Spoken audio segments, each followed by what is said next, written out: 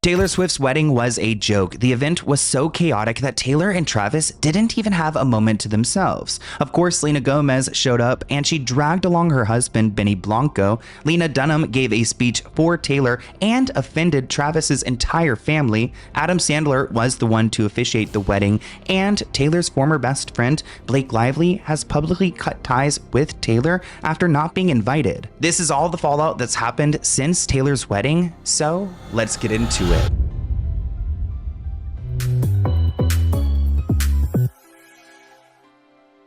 Never seen anything like that. A homeless bachelor party. Could have got an invite and make the 15,000. The label thought they could control the narrative, keep the cracks hidden behind custom gear and NDAs. But a single speech inside Madison Square Garden shattered the illusion, and the one person Taylor Swift needed most wasn't there, because of a text message she never meant for the world to see.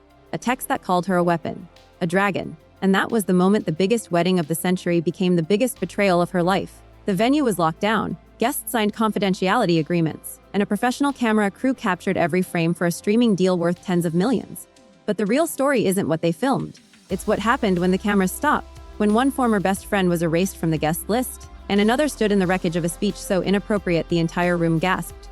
The receipts don't lie, and neither do the leaked court documents that prove this fairy tale was built on a battlefield. Taylor Swift has spent 2 decades mastering the art of reinvention, turning heartbreak into platinum albums and public feuds into industry dominance. By the time she walked down the aisle toward Travis Kelce, she was the most powerful woman in entertainment, a billionaire whose every move dictated chart positions and social media cycles. From the outside, this wedding was the ultimate power move, a secret ceremony inside one of the most iconic arenas in the world, officiated by an unlikely Hollywood legend, and attended by a carefully curated list of the ultra-famous. But to understand why this event became a cultural detonation, you have to rewind to the lawsuit that turned her inner circle into a legal war zone. In January 2025, Justin Baldoni filed a $400 million lawsuit against Blake Lively, Ryan Reynolds, and their publicist. What followed was a slow-motion implosion of carefully crafted public images, and at the center of it all was a series of text messages that dragged Taylor Swift into a fight she never asked for. Blake Lively, her longtime friend and red carpet confidante, described Taylor as one of her dragons. In writing, she told Baldoni she had gorgeous monsters who protected those she fought for, and Taylor's name was the weapon she wielded. When those messages leaked, the backlash was immediate, and the fallout would cost Blake everything, including her seat at the most exclusive event of the decade. The summer of 2025 was supposed to be a fresh chapter. Taylor and Travis had survived the media storm surrounding his NFL season, her record-breaking tour, and the relentless speculation about their future. When wedding rumors intensified, the couple leaned into the secrecy, turning the entire operation into a masterclass in information control. Madison Square Garden was booked under a shell company. Vendors signed ironclad NDAs. The guest list was so tightly guarded that even some A-list friends didn't know the date until the week of. But while the world waited for a single leaked photo, the real drama was unfolding behind closed doors, beginning with a friendship that was already bleeding out. Blake Lively had not been invited. Not as a guest, not as a bridesmaid, not at all. Multiple sources confirmed that by the time Taylor made final decisions, she had drawn an unbreachable line. The woman who once stood beside her at awards shows and birthday parties was now considered a liability, a source of chaotic energy Taylor refused to let near her vows. The insider reports were brutal.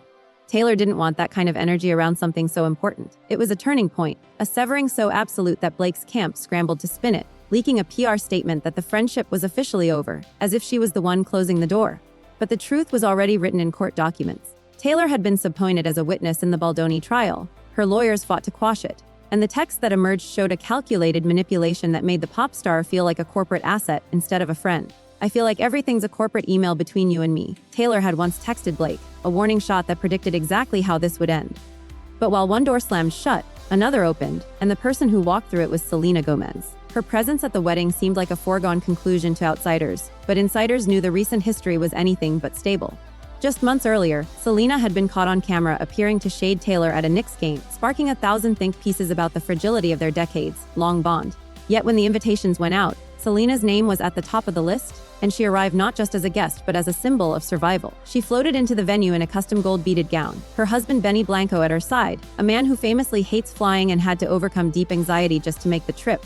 That alone was a testament to the gravity of the moment. Benny, who missed Selena's own wedding events due to football season conflicts, was now standing in a room full of the very athletes he once avoided, all to support his wife's best friend.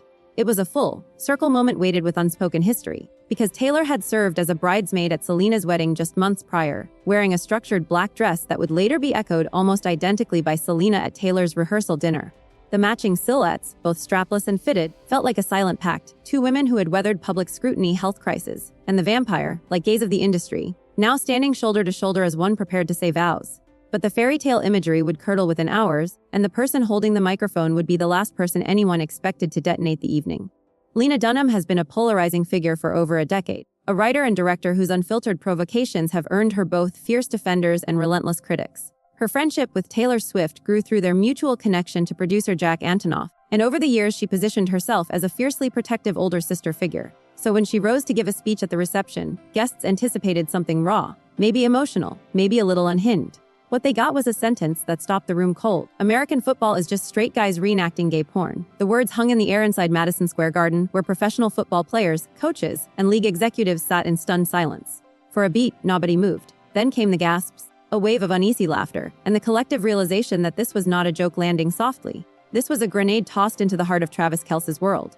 His teammates, his mentors, his entire professional identity, reduced to a punchline about sexual performance. The speech was not a private aside, it was the headline that would escape the NDAs and dominate the internet within hours. But before anyone could fully process the wreckage, Taylor Swift did something that shocked even her closest allies. She stood up, declared Lena a genius, and embraced her. In that single reaction, the bride made it clear loyalty in her circle operates on a different set of rules. If she deemed you family, even the most catastrophic misjudgment could be reframed as brilliance. The footage, if it ever surfaces, will be studied for years as a case study in power dynamics, because the woman who cut off a friend for weaponizing her name was now publicly defending a friend who had just humiliated her husband's entire profession in front of hundreds of witnesses. But there is a detail buried beneath the headlines that changes the texture of that moment entirely. Lena Dunham's own past is marred by disturbing admissions she made in her 2014 memoir. Passages describing inappropriate childhood behavior with her younger sister involving bribery and body examination. Those revelations have followed her like a shadow, and critics immediately seized on the contradiction. Taylor Swift, who presented herself as a champion of victims and a defender of accountability, was now embracing someone whose own words had sparked years of revulsion. The juxtaposition was not lost on the guests, nor on the millions who would later dissect the event online. The wedding that was supposed to symbolize a new era of happiness was instead a hall of mirrors reflecting every uncomfortable truth about celebrity friendships, selective outrage, and the unspoken hierarchy that determines who gets forgiven and who gets erased. The ceremony itself, for all its chaos, was a spectacle of carefully manufactured intimacy. Adam Sandler, of all people, officiated the vows, a choice so unexpected it immediately became iconic. Sandler, who bonded with Travis during the filming of Happy Gilmore 2, delivered a set of remarks described by attendees as funny, heartfelt, vulnerable, and deeply loving. He stood there in what witnesses claim was his signature casual style, shorts and a Hawaiian shirt, unverified but completely believable, marrying two of the most famous people on earth inside a venue usually reserved for rock concerts and basketball games. Taylor walked down the aisle as a string arrangement of one of her own songs played, a meta moment that blurred the line between performance and reality. Jason and Kylie Kelce's children served as flower girls, scattering petals around the bride in a scene that could have been ripped from a prestige documentary, which of course it was. Signs posted inside the venue warned attendees that the event was being professionally filmed, and production crews moved through the space like ghosts, capturing every tear and every toast. The deal was already in motion, a streaming special that would monetize the most private day of her life, and in true Swiftian fashion, nothing was left to chance except the human variables she could not control. As the reception unfolded beneath a decor theme described as Alice in Wonderland meets Wizard of Oz, complete with a greenhouse structure and a garden built inside the arena, the contradictions piled up. Desserts from the couple's favorite spots were later handed to fans waiting outside, a gesture of generosity that doubled as a PR masterstroke. Meanwhile, inside, the tension between the glamour and the grime was palpable. One guest, a comedian, had just insulted the groom's profession. Another former friend was notably absent, her seat filled by someone else. And the bride herself was rumored to have performed at her own wedding, a report from Page 6 that claimed Taylor took the stage alongside Stevie Nicks and Tim McGraw. If true, it would be the most Taylor Swift thing imaginable, turning her wedding into a concert, monetizing even her own vows through a streaming deal while fans outside received leftover pastries. But the footage remains locked away, and the question of what was captured versus what will be released is an open one that fuels endless speculation. The climax of this story is not the ceremony, it's the aftermath, the moment the PR machine could no longer contain the rot. Within hours of the wedding, Blake Lively's camp planted stories confirming the friendship was irrevocably broken. Sources emphasized that Taylor was in a different place and only wanted people who brought her peace. The subtext was vicious. Blake was chaos, a manipulator, a user, and Taylor had finally seen the truth. But the timing was also strategic, designed to reframe Blake's exclusion as Taylor's empowerment, a narrative that ignored the uncomfortable reality that Taylor had stood by Blake for years before the lawsuit forced her hand. The real turning point, according to those close to the situation, wasn't just the dragon text, it was Travis Kelce. The NFL star had no nostalgic loyalty to Blake or Ryan Reynolds. He saw the Baldoni lawsuit as a straightforward case of manipulation, and he reportedly found Ryan insufferable, incapable of having a genuine conversation. Travis, with the clarity of an outsider, helped Taylor see the toxicity without the fog of history. One unverified but persistent theory even suggests he wanted Justin Baldoni and his wife on the guest list just to spite the Reynolds, Lively camp. Whether or not that's true, it captures the emotional truth of the moment. This was a purge, and Travis was the catalyst. The resolution, if you can call it that, is a mosaic of unanswered questions and carefully managed silence. Taylor Swift got her wedding, a magical event that her new mother-in-law Donna Kelce described as magical, in what may be the most succinct and guarded review ever given. The production company has a vault of footage that will likely become a documentary event, ensuring that even this private moment is eventually packaged and sold. Selena Gomez left the venue arm in arm with her husband, her outfit praised for its elegance, her status as the ultimate survivor intact, even as the internet whispered about the irony of her own wedding snubs, including the glaring absence of her kidney donor.